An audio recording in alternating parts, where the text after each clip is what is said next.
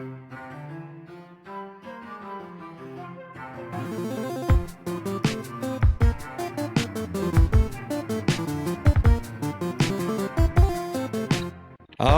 right, everyone, warm up those brains. It's time for the Get More Smarter podcast. This one here is episode 221. I'm Jason Bain. I'm Ian Silveria. This week on the Get More Smarter podcast, the 2025 legislative session begins dies initii, which is not a thing, but we're going to make it a thing. With hundreds of millions of dollars in TABOR budget cuts looming, a big bill making it easier for workers to form a union, setting up a showdown with the first floor, and the same old BS from the House GOP MiniMinority, we are in for 120 days of antics at Colfax and Sherman. Then, we dig a bit deeper into the 2026 statewide races, even though it's only 2025, and see who's rumored to be running where, and we come up with our GOP fantasy ticket. Finally, we check in with our 7th and 8th favorite members of Congress from Colorado because why the fuck not? Yeah, why not? That's a good way to describe everything we do. Well, the state legislature is officially underway. Yeah, it started on Wednesday this week. I think that was January 8th and goes for 120 days, including weekends. Sometimes, most of the time, ends around April or May, unless there's like another special session to cut property taxes or something like that. We've had a few of those lately. Maybe this will be the year we finally don't do that. All of a sudden, it seems like the property tax apocalypse has ended. Is that right? Have we ended the property taxopolis? Yeah, Good, for now, maybe. Oh, that's good. Colorado is still a Democratic trifecta. The state Senate is a 23-12 majority for Democrats, same as the previous 2 years. The state House is a 43-22 majority for Democrats. Republicans gained 3 seats from 2022. We talked about this back in November, December. Yeah, it's $5 million, 3 seats, 0 majorities. Right. Good job. And in general, legislative turnover is actually better than it was in 2023. Despite the fact that we already elected somebody by vacancy committee and are going to do it again and then are going to do it again. Right. Yeah. 3 vacancies this session. There were 40 newcomers heading into the 2023 legislative session. This time around, there's 32. So I guess I forgot it was that many. Jesus, that's literally 40% of the legislature because there's only 100 of them. So the math is easy. Yeah, that was a lot. So we're down to a third new people. Yeah, 32% newbies this year. See, I did the math in my head all by myself. So what are the priorities in 2025? The budget is once again, sadly, a big problem. This is something you had experience with when you were in the House. Yeah, but we were cutting the budget because of like an actual economic recession that meant less revenue was coming into the state. These guys are going to be cutting the budget because of TABOR. Yeah, that's true. That's true. But it's like a combination of things. And like I actually asked Jeff Bridges, the chair of the Joint Budget Committee, if he was interested in coming on the show to explain this because he'll do a much better job than I will. The 30,000-foot version of this is like, we had a lot of federal money. Inflation cooled down. TABOR cap doesn't grow as fast when inflation cools. So TABOR is a formula based on inflation plus population. And all these things in combination mean the state's economy is doing great. The budget's actually fine, but because of the cap, we will have to be doing $600 million to $1 billion of refunds instead of $600 million to $1 billion of investment in things that Coloradans want. Yeah, it's a bummer. Last year, it seemed like we had finally gotten to a point where we weren't talking about just cutting everything, and then I guess that was we just had bought down the negative factor all the way for the first time in history, and that is still technically true, although there's some changes being made to the school finance formula that make it seem like that's going to be technically true and not really true. Yeah, I think also if you say the phrase negative factor, it makes you sound like you really know what you're talking about with the legislature. Yeah, it was initially named the budget stabilization factor, I think in part, so people could call it the BS factor. Right. So we've got the first 10 House bills from the Democratic majority. We'll run through those quickly. They are in order. House... and this is like a typical legislative signaling thing, like your first 5 or 10 bills, because when you're in the majority, you get to number and name the bills and order them for introduction are sort of supposed to signal like this is our agenda and this is what we care about, right? Right. So the first one is a bill called Protecting Working Families. This is legislation to improve wage theft protections for workers. That's something we'll get into more as the bill is introduced and discussed. There's a bill on lowering the cost of mental health care that is designed to make sure that mental health care is based on clinical evidence, not profit margins. It's good. Yeah, it's a good idea. Bill supporting kids with complex healthcare needs. So that would expand healthcare services for youth, including the I Matter program, which deals with suicide prevention, among other things. A bill to save renters money. This one has something to do with algorithms used to establish rent prices. And Attorney General Phil Weiser and the Department of Justice are suing a company called RealPage after, in part, there's a lot of investigations and whatnot going on around this across the country, but they were found to have increased Colorado renters' monthly payments by an average of like $150 over companies and landlords that don't use this stuff, and extracting just billions of dollars from the economy in nickel and dimey sort of ways. It's pretty evil shit. Yeah. There's a bill for attracting film tourism, which is this you see every now and then, but I'm surprised this is becoming such a priority. This one's about Sundance. So the Sundance Film Festival is considering moving, I think, to Boulder. And this is really about signaling to the film industry. I've been fighting about this for over a decade now. Like Mark Ferrandino, when he was speaker, really liked this sort of thing.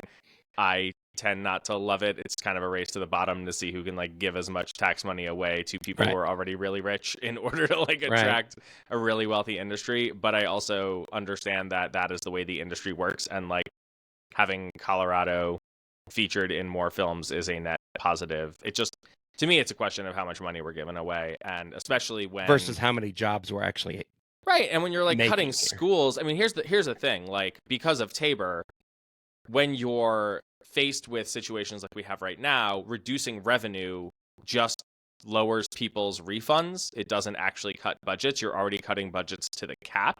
So this won't actually isn't like a clean one-to-one trade-off for schools or film incentives, for instance, because it's a tax credit, not actual revenue being spent. But still, it just sends a bad message when you're cutting somebody's school and then giving like billionaire movie studios tax breaks, right? Yeah. There's legislation to make public transit more affordable, particularly for people with disabilities. This is obviously a good idea. Legislation to reduce recidivism through behavioral health care in the criminal justice system. This is something that President James Coleman talked to us about. He's not on this bill because he said he wasn't going to be prime sponsoring very much legislation this year, but this is one of his top priorities too, so it's good to see this get introduced. There's a bill to combat wildfires. I don't entirely understand what this would do, but encourages local governments to sweep the forests, I guess. Yeah, so I mean, here's the fucking problem. Like, dry tinder on the forest bed is actually pretty bad, but Republicans pretend like it's the only thing that fuels wildfires. That, and I guess DEI, based on like what the fuck is going on with this and Gavin Newsom, discourse on the LA wildfires, which are fucking insane. If you haven't been paying attention to that, oh my god. But yeah, like it's obvious that climate change is fueling these things and making them quite a bit worse. So you need an all of the above approach. You need to reduce carbon in the atmosphere so that these things don't continue to get exacerbated past the point of survival. But also you do need to do like forest mitigation, and like these two things are not in conflict. But Republicans, like our 8th favorite member of Congress, for instance, pretend that just sweeping the ground in the forest will prevent forest fires, which is just nuts. Yeah, well, and you have to have really big brooms when you do that too. Yeah, they're just like huge. And then there's also legislation to save people money on groceries by cracking down on corporate price gouging for essential household items. This is really great. I mean, part of the Kroger-Albertsons lawsuit that came out in the deposition was that one of the executives or the vice presidents, I forget whom, was basically admitting that they were like capitalizing on the inflation like vibes to jack up the price of, among other things, Right. eggs, to pocket the money in the middle of it. And this came out in the deposition, so he was sworn under oath, couldn't lie, told the truth. Go figure. Glad to see action being taken on price gouging. Yeah, that's a good thing. There's a couple of other issues to watch, and we'll get into those again as the session unfolds. But I think the first big battle that's probably coming is the Labor Peace Act. This is time for another important Ian disclaimer. I'm working with the labor unions and the coalition to help pass this thing. And to the extent that a disclaimer is needed, this is something that I've always believed was pretty important. It's labor unions essentially in Colorado have to have two separate votes to create a union. One vote to say, yes, we should have a union. That's a good idea. And then they have to have another vote to say, well, we should pay dues to fund the union. And that doesn't make sense. It's never made sense to me. There's a lot more nuance to it, and I think we should actually get one of the bill sponsors on the show to talk about it, so we can like really dive into the details. But there's been this sort of ceasefire or truce, I guess you could say, between the labor and business community in Colorado, established by this thing called the Labor Peace Act, all the way back in 1943. Where the business community has long sort of pretended that they've never wanted to make Colorado a right-to-work state. That's not true. There were right-to-work initiatives on the ballot, I think in 2010. The Bad Three was one of them, if I recall and if you're not correctly. familiar with right-to-work, it's a misleading phrase that... Yeah, it just means that unions aren't powerful and can't collect dues from their members and, can't do the things they need to do to represent them, like collectively bargain for better wages and working conditions and things like that. Right. This is going to be a big fight because the Democrats in the legislature largely want it. The governor has been pretty clear that he does not want it, including in his State of the State speech.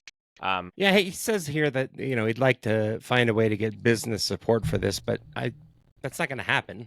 Yeah, the way to get business support for this is to probably do a little bit of what I think the labor folks would consider to be a fraction of a loaf, which they don't feel like they need because they have the votes to pass this. And it's going to be up to the governor if he wants to negotiate it and see if there's a middle ground. I'm sure folks in the community are up for that, but they're not going to jettison the point of the bill, which is to make it easier to form a union when a majority of workers want to do that, right? This is the second election that happens in Colorado is basically just a higher wall to climb that's there to prevent the formation of a union and nothing else. It doesn't make it a better process. It doesn't guarantee anybody either on either side of the negotiating table has, a more transparent view of anything. It's literally just, oh, you passed your first test. Congratulations. Here's a harder one now.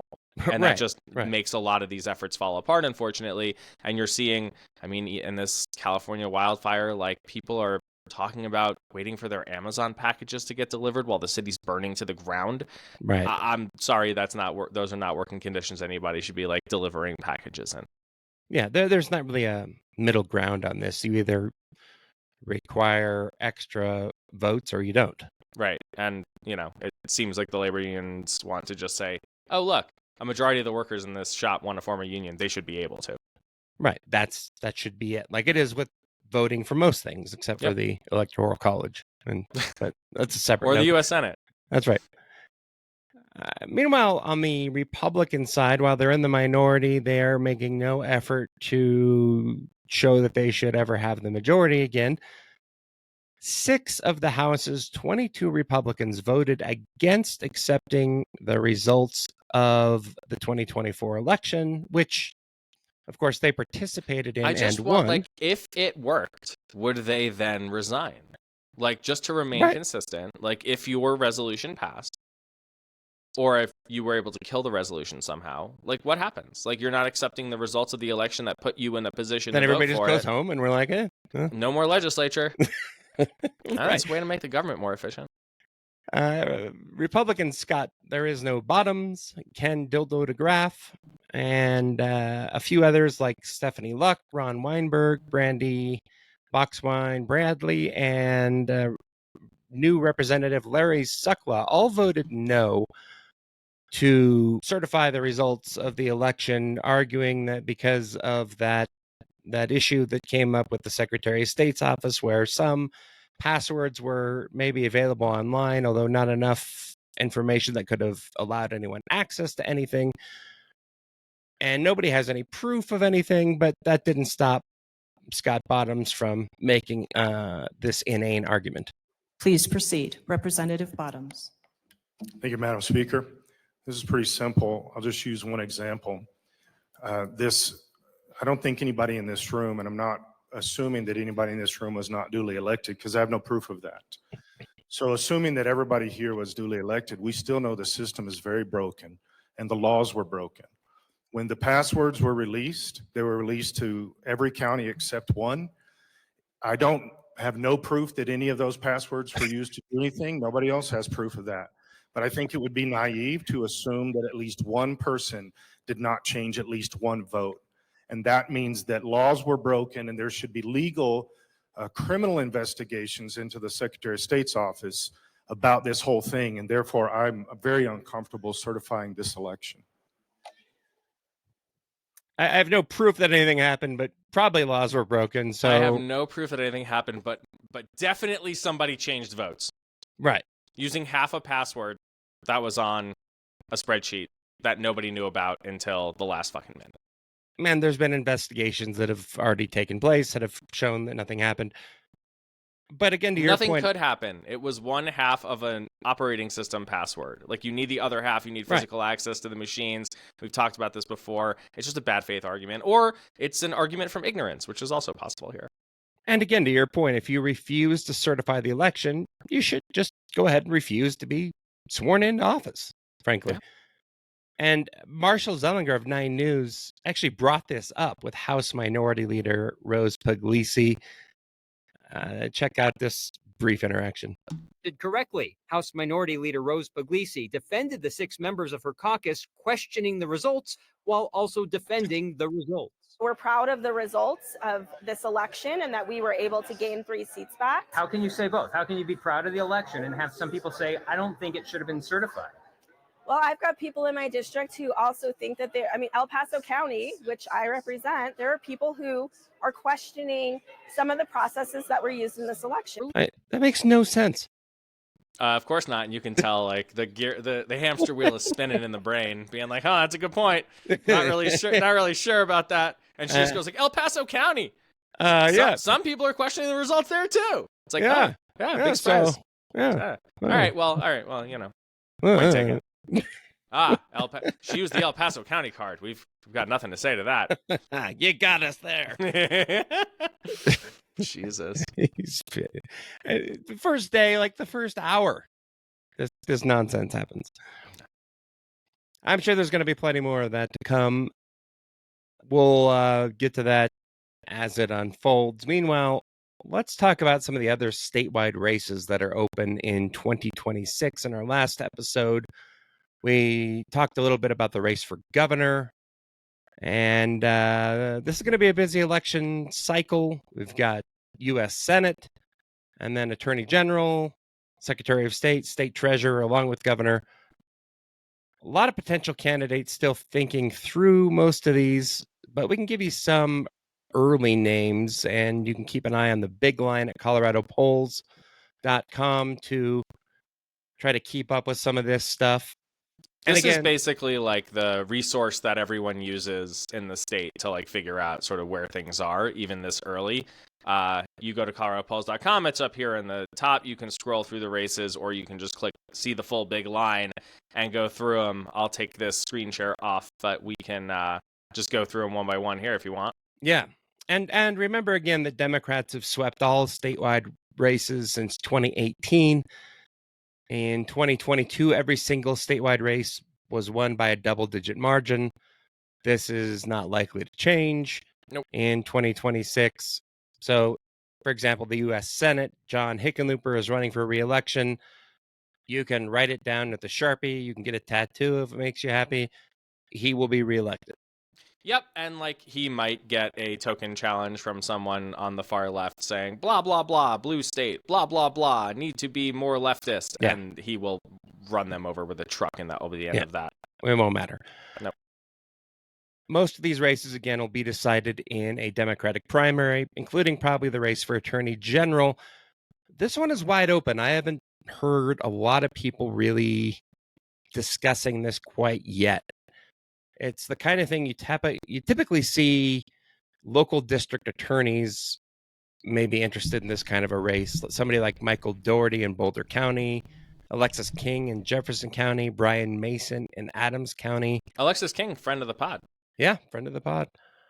I haven't heard that any of these folks are close to making a decision on whether they want to do it, but these are the kind of names you want to watch.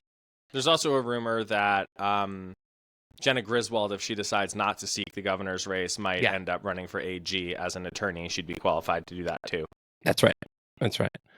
And one Democrat who will not be elected here, we should say, is former House Speaker Crisanta Duran. She's been race shopping for years since being termed out of the state legislature. Had an unimpressive attempt to unseat Congresswoman Diana DeGette in Denver in 2020. If you remember that race, she dropped out after a few months because she had raised very little money despite just finishing 2 years as House Speaker.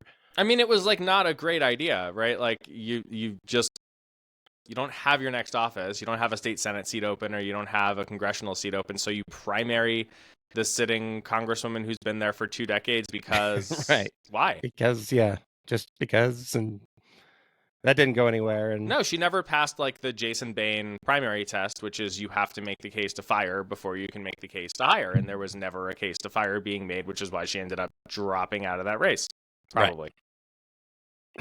So she is somebody whose name you might hear, but I don't think that will go anywhere. The race for Secretary of State is one that could be really crowded.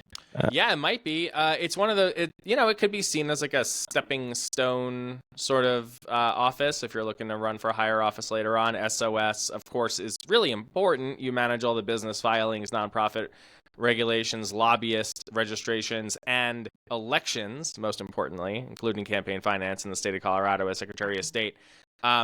Could be a crowded field. You've got a lot of sort of Democratic clerks who are young and ambitious, and we do have our first candidate announced for this race.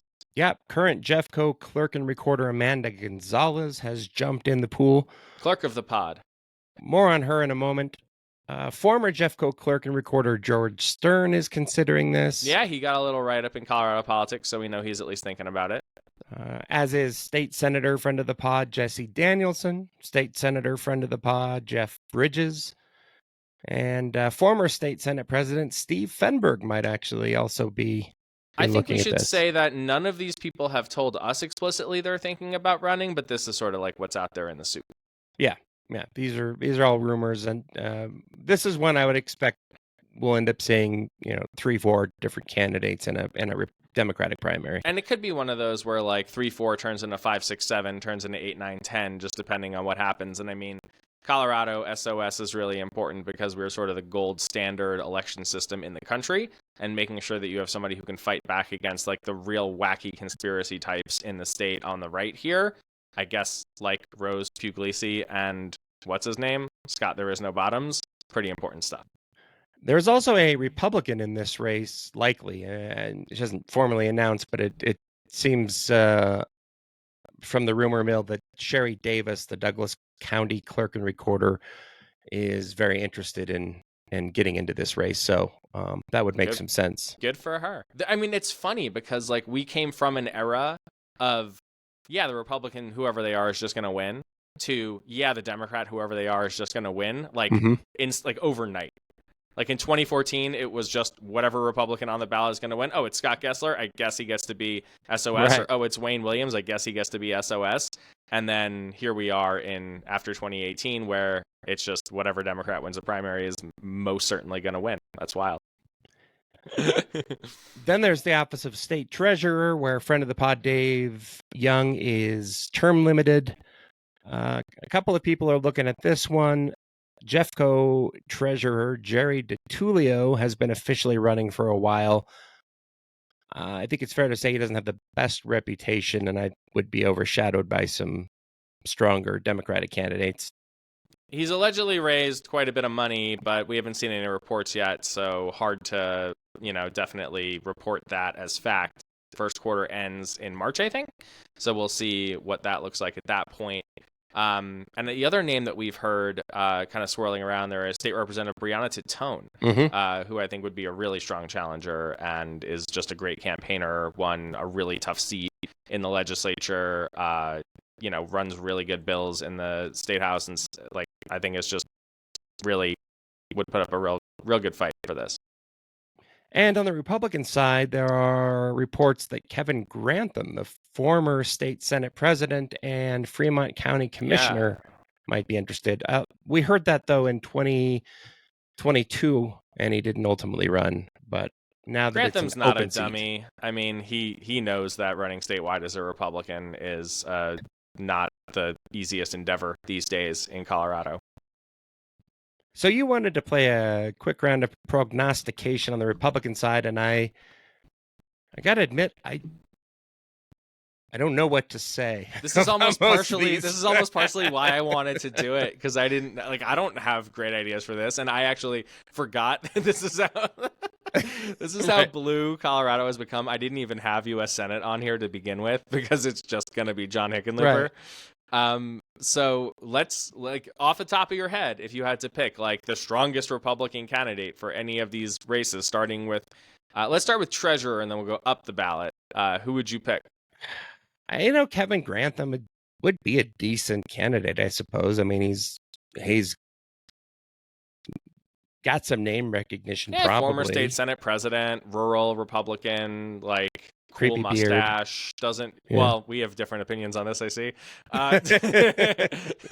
Doesn't have any sort of record of flaming out or doing anything too horrible. So I don't think that's unreasonable. I would also just posit, I guess, State Senator Paul Lundeen, who's the minority leader, as a potential for one of these, because it's kind of low ticket, low risk. He's probably termed out. And even still, he's in the Senate, so he'd be running, and it wouldn't affect whatever class he's in anyway. So I just throw Lundeen's name out there, get some Lundeen momentum going. There's the also a treasurer's chance race. for any of these races that Lang Sias may end up running. He's a Republican who's run for pretty much everything for the last 12 years and never That's a wins. really good point. Yeah, or congressional seat warmer Greg Lopez might want to put his name back on the ballot now that he's big in DC. No, that's true. He's run for governor the last 2 times. Why not make it a third? Why not? Any thoughts on SOS? Are we going to get a real conspiracy nut? Nah, I think Sherry Davis, the Douglas County clerk, is probably the best option for Republicans there. I think that's probably true, but I think we probably end up with a My Pillow guy, acolyte, Yeah, or maybe, a Tina Peters maybe. truther, or something what's his name? That militia guy? I don't want to say his name. He might run any of these real weirdos. Or maybe Tina Peters runs from jail. Who knows? Can you? I don't know. I don't see why not. I think you can. I think we looked into this when she ran the first time. I think you can. Good. Good. Sure. Yeah, Why not? go for it. How about AG? I haven't heard a single Republican name for Attorney General. I mean, Brockler, having lost that one time pretty bad, is probably just going to. And then John Kellner, his handpicked guy, got crushed. Right, they're in going to sit around in his 2022. new AG seat down at, what is it, or DA seat in the 21st district? Is that it? I think 21st, 23rd. I don't know, somewhere south of Arapahoe County. I don't know that they'll come up with anybody for this one. This is it's just so insane. Again, the AG was an automatic Republican for 2 decades, essentially. I guess not, because it was Salazar, and then right to Cynthia. Then it was Republican John Suthers for 37 years. Right, Suthers, and then he Cynthia. set a record. Right, for sure. And then Cynthia Kaufman, right? Yeah, now it's just been Phil Weiser for 8 years. Right. Yeah. Governor, we've talked about. It's US not going to be Senate. that one guy with the IE. Who was it? Who had Mark Baisley? Yeah, it's not going to be Mark Baisley. Not going to be Mark Baisley. Barbara Kirkmeyer, state senator. She's the name that people keep throwing out. It's interesting. I haven't heard her say it. Not like she talks to me a lot, but I haven't heard her say it. But Right. It is interesting that everybody's kind of just assuming, and I think it's probably because she's just one of the more competent Republicans. Yeah, she's sea of not that many competent it's a Republicans. logical choice. I've also heard that 2022 failure, Heidi Ganahl is kind of hoping that people ask her to run again. She's like out there starting draft Heidi Twitter accounts. I'm Yeah. hoping she runs again, but I don't know, man. That was a lot. It was fun to watch her lose after all that, but boy, that was a and rough she's couple only gotten years. weirder since. That's the woman who basically became the furry lady. Yep. Yeah, not a great way. Furry truthers, not good. The only thing that we hear a little bit about governor and U.S. Senate races are sort of like football players. So it's like if John Elway or Peyton Manning decide to do it, like, oh shit, we got a race. But besides that, like, I don't think we really run the risk of this becoming competitive at any point. Yeah, I mean, they'll find somebody again for U.S. Senate, but to the degree that anybody puts up a real fight and anybody spends money, I don't see national Republicans investing in this race. Yeah, I don't think for so any reason. DGA, your RGA, your money's better spent elsewhere. That's right. Let's talk a little bit more about Amanda Gonzalez, the clerk and recorder from Jeffco who entered the race for Secretary of State. And this is, I think I should preface this by saying this is not really about criticizing her directly, but this is a show about politics and Colorado politics. And talking about this sort of thing is kind of why we're here. Yeah, and I personally happen to really like Amanda. I donated to her campaign for clerk and recorder. I think she'd be a really good SOS. But, I mean, the truth is, like, if our friends are off limits, then we won't have very much to talk about because Democrats are in full control of Colorado and we're friends with a lot of Democrats. So we're going to talk about things. We're not going to, like, slander or slam anybody for no reason. But if you go and do an interview and there are some problems with it, we're probably going to talk about it. Right. So Gonzalez sat down with Kyle Clark of 9 News, and I think it's safe to say she was not particularly prepared for some of these questions. Let's just watch one of them and see what we're talking about here. What did you think of the office's communication around that? Not telling the clerks until it became public and not even committing that they were ever going to tell the public except that the leak leaked. Mm-hmm. Yeah, that was a hard day. I'm not going to lie. And I can't really comment as to what was happening inside the secretary's office because I wasn't there. Do you believe the Secretary of State's office made mistakes in how they handled the issue? Yeah. Not being in that office, it's really hard to say. And I want to be fair. It is hard to say when I don't have all of the information that they had. I'm guessing there's a lot of voters out there who have less information than you do that have a pretty good idea of whether they appreciated the handling or not. Yeah. Are you willing to weigh in on what you thought of the handling? I mean, what I can tell you is how I handle things in my office. All right, we'll move on then.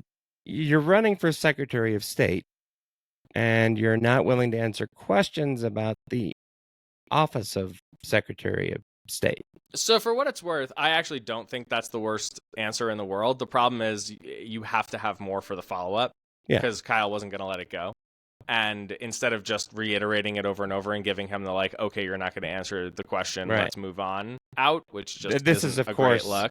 A follow-up to the that same issue we talked about earlier with the passwords being leaked accidentally for some really all you have to say, I'm just riffing here, but like all you have to say is like, yeah, that's a real problem and it shouldn't have happened. And when I'm Secretary of State, we'll have protocols and controls in place to make sure it doesn't.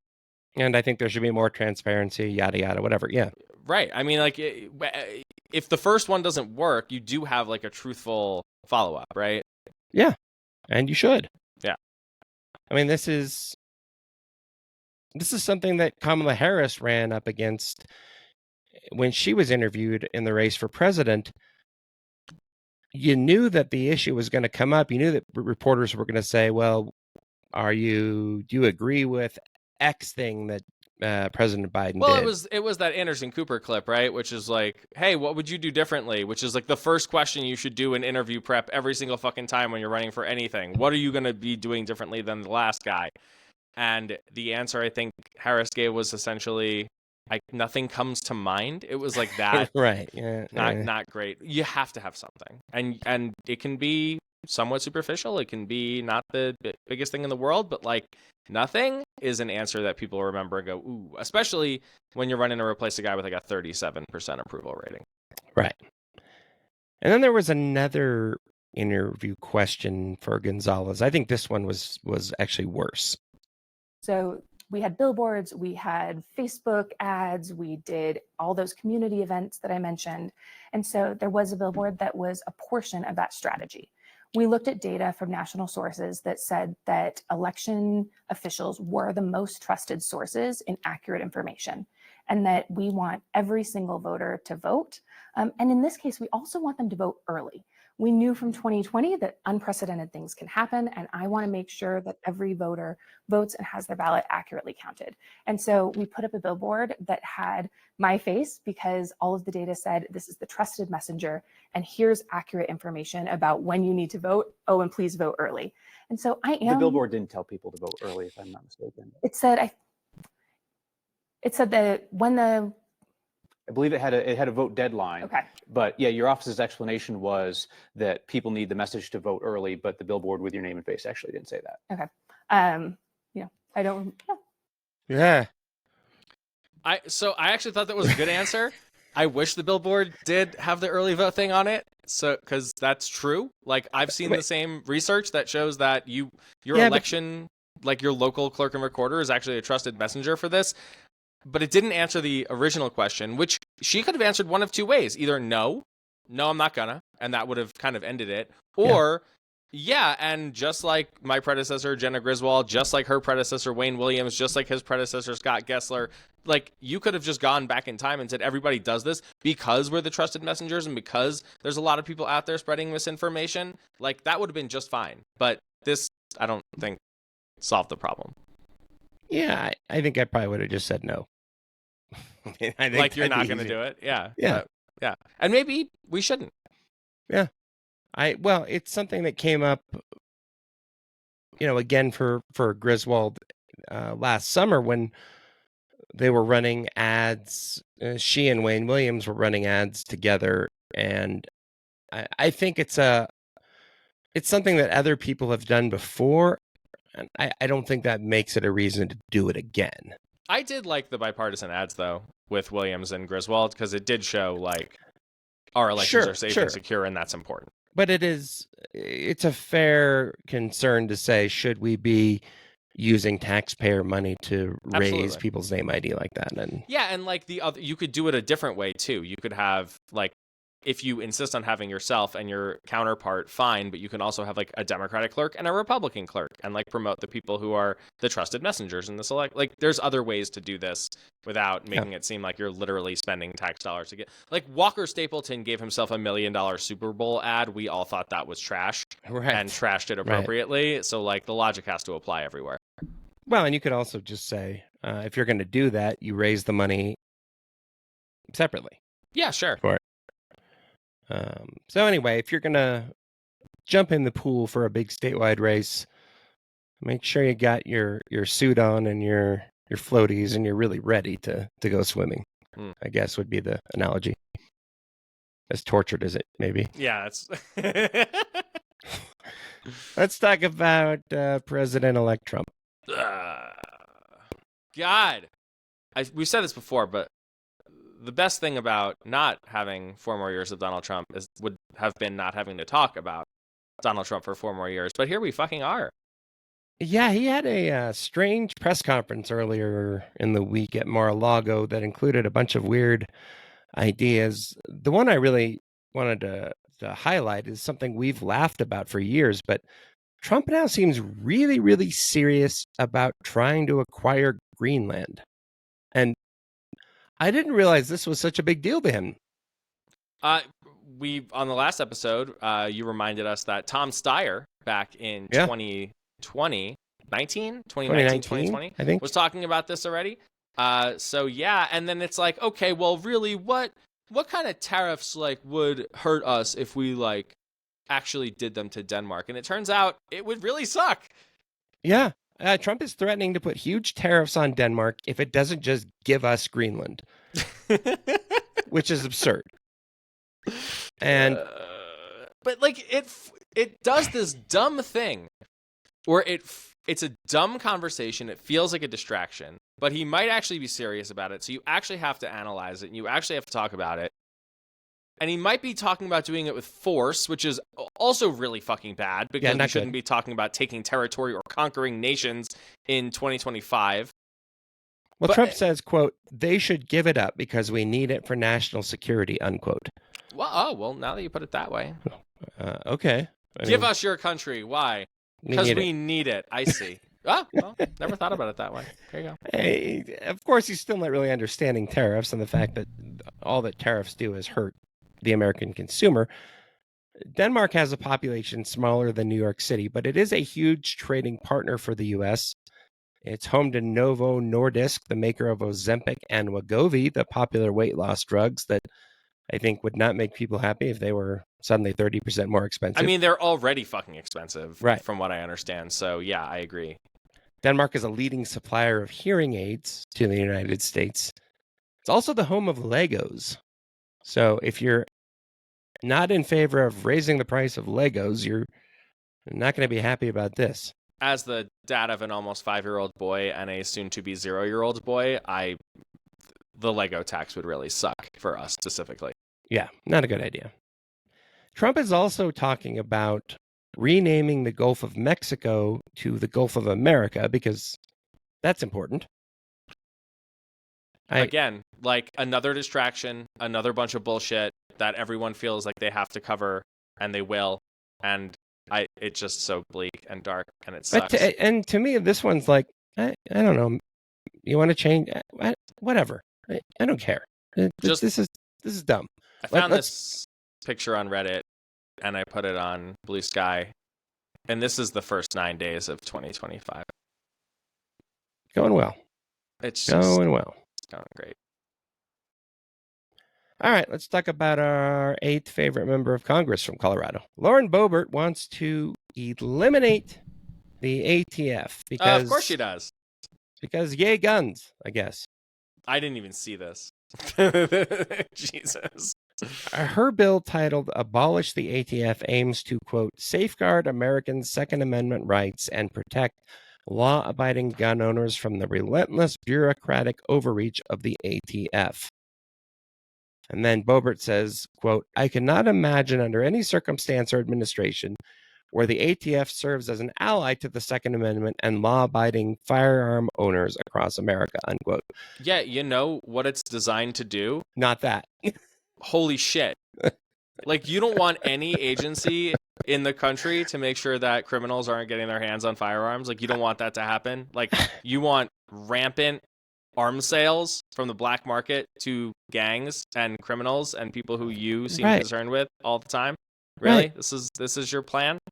Yeah, this isn't going to go anywhere because I can't imagine any Republicans are going to be like, yeah, let's. A bunch of Republicans probably will, but I don't think Mike Johnson's dumb enough to put this on the fucking floor. I don't think enough of them are going to be like, yeah, we should make America less safe. Right. And just eliminate this department. Well, that's the message, Jason.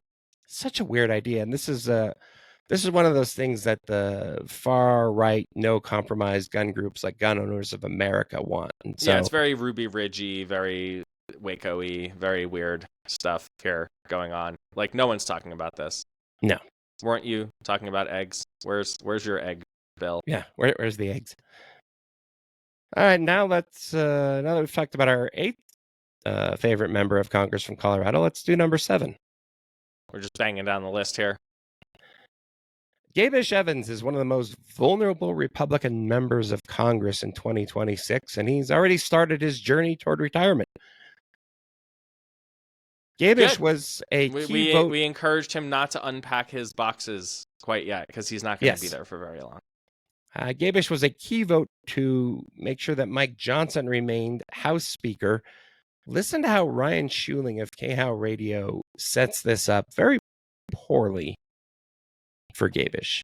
The constituents in the 8th Congressional District want somebody who's going to go and work together with anybody who's willing to fix the problems that are resulting in this crime wave, in open borders, and in the high cost of living that we have.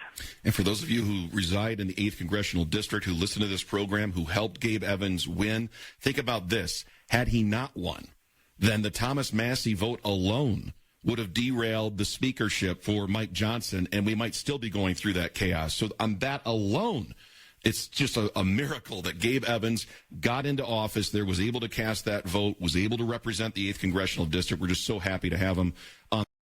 Yeah. So, couple things out of that. Number one, if I ever have trouble sleeping, I am going to dial up the Ryan Schuling KHOW radio show. Holy shit. Gabe Evans not winning any awards for dynamic speaking out of this one. But the important part of that is that no Gabe Evans, no Mike Johnson.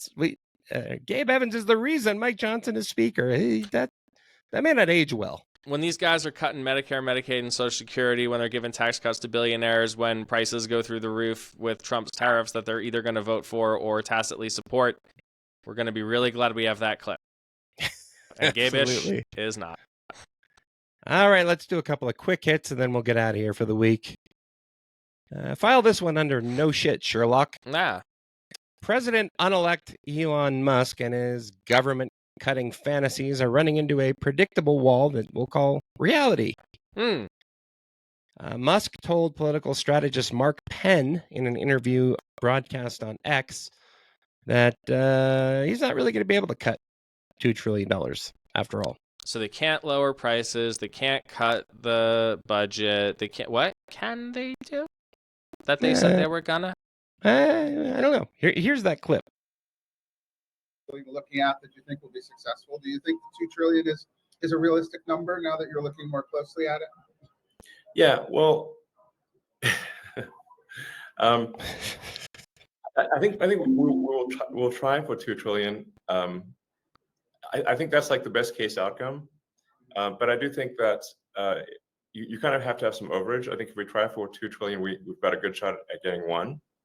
And if we can drop the budget deficit from $2 trillion to $1 trillion, and kind of free up the economy to have additional growth, such that the output of goods and services it keeps pace with the increase in the money supply, then there will be no inflation. So that I think would be an epic outcome. Did you say epic outcome? And you did. In terms of saving money in the government, cringeworthy dude on the planet Earth. As you know, it's a very target-rich environment for saving money. Like if you look at any direction, it's like people's like, where will you find places to save money? I'm like, it's like being in a room full of targets. Like you can target-rich environment, just like being in a room full of targets. That's good. So. Yeah, quite the order. It's like being in a room full of targets. File this one under governing is hard, right next to the no shit Sherlock file, because you didn't. You think that if it was easy, they wouldn't have just done it already? Like this was, you're the first person to think maybe we should cut spending. It's also like we're talking $30 trillion debt, so taking 2 to 1 doesn't exactly solve that problem over any amount of time shorter than 30 years. And remember, you go for 2, you have a good chance of getting 1. All right, so go for 8, maybe you'll get 4. Right. He did say, Musk, in late October, that he'd be able to cut the federal budget by at least $2 trillion. People who understand these things immediately dismissed it because, of course, the entire discretionary budget is $1.7 trillion. This is the problem. You are either cutting defense, Medicaid, Medicare, or Social Security if you're serious about this claim, which no one is. Right. And I guess he went in there and realized there isn't some giant pot of wasteful spending over here that he could just cut and call it good. And you also can't just cut every other federal employee. I think Ramaswamy's idea was based on if the last digit of their Social Security number was odd or even, they would just lose their job. Right. That doesn't fucking work either, guys. Once again, you can't run government like a business because government is not a fucking business. No, businesses are supposed to make profits and government is not, actually. And this is a bit of a aside, but this is kind of what drives me nuts about like the Postal Service and the public transportation debate too. People are like, look at the Postal Service. It didn't make any money. It's fucking not supposed to. Right. It's supposed to make it less expensive to send things around the country for citizens, which is why you have taxes. Which same thing with public the economy transit overall. It's not supposed to make money. It's not Uber. Right. That's not the point of any of this. President Biden acknowledged recently that he might not have been able to serve 4 more years as president. Biden told USA Today that he thinks he could have beaten Trump in 2024, but when the question turned to whether he would have been able to serve another 4 years, he said, quote, "I don't know. I also wasn't looking to be president when I was 85 years old, 86 years old, so I did talk about passing the baton, but I don't know, who the hell knows," unquote. Frustrating for those of us who really thought he was pledging to only run once and then decided not to. I also didn't realize, I knew Biden hadn't given a lot of interviews. I didn't realize this was the first sit-down interview with a major mainstream newspaper of his entire presidency. Is that true? Yeah. And we're calling USA Today a major American newspaper in the context of this conversation? Well, I mean, you know, it has USA Today, USA in the headline, in the masthead. I mean, yeah, fair enough. Checkmate. Yeah, but that's not good. None of this is good. Jesus.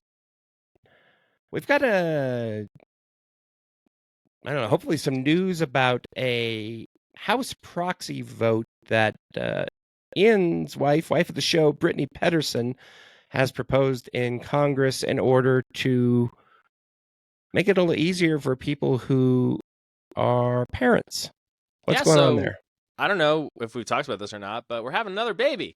Yeah, good work. It's coming really soon. And Congress is not made for normal people. It does not have paid leave policies, or any leave policies, really, for new parents. So Brittany partnered up with 2 Republicans and another Democrat Sarah Jacobs from California, Republican Mike Lawler from New York, and Republican Anna Paulina Luna, from Florida. She herself had a baby last year, becoming the 13th member of Congress to give birth while in office. Brittany would be number 14. And right now, because of the sort of abuses that took place on the proxy voting system during COVID, unfortunately, there is no proxy voting for any reason at all whatsoever in the U.S. House of Representatives. And in order to change that, you need a vote on the floor. It wasn't included in the rules package that just passed the other day. But Brittany and the bipartisan team of folks have, I think, like seven Democrats, 7 Republicans from the chamber signed on to a letter in addition to this resolution. It doesn't have to be heard. So unlike Colorado, where we have this thing called the gavel amendment, where every bill gets a full and fair hearing and an up or down vote, Mike Johnson can just look at this thing and say, nah, not going to do it, unless there's this motion that can be made called a discharge petition, where you basically have enough people signed on to it to force a vote. So that's a potential escalation in this conversation. The long and short of it is, there's a resolution. Right now, it doesn't have to get voted on, but after 30 days of it sitting, waiting for it to be introduced, members can come together and force a vote on it, and we'll see if that means that Brittany has to be flying back to D.C. to vote after just having a new baby, or if she's able to give her vote to somebody else to vote on her behalf. What the resolution basically says is that you would get 12 weeks in order to vote by proxy after you give birth, which is better for the mother, better for the child, better for the family, and just makes sense. Yeah. It's a common sense thing, but Republicans again are pro-life until the baby is born, then they don't seem to care. Yeah. So hopefully this goes through. Hopefully the pro-family party standing in the way of pro-family policy. We'll find out. Although, to be clear, it's just Johnson, and there are a bunch of Republicans who are into this, and that's good. Sure, yeah. The funeral for former President Jimmy Carter was held on Thursday, brought together all the living presidents.